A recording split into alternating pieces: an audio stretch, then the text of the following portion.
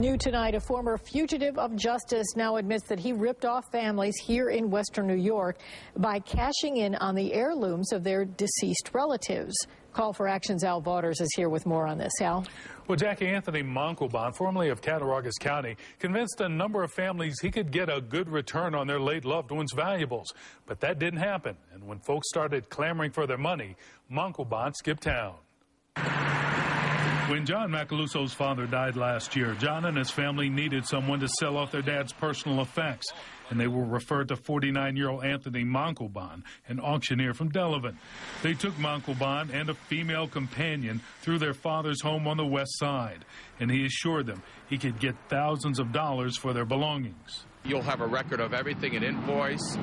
He would keep 25% of the proceeds, and I would get the balance. Then, after Montalban removed truckloads of valuables from the house, the family didn't hear from him again. This guy took off with everything.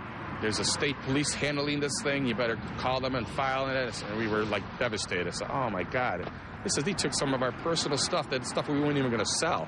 That's when John and his family learned from police Anthony Montalban had ripped off 20 other grieving families looking to unload loved ones' valuables just like them.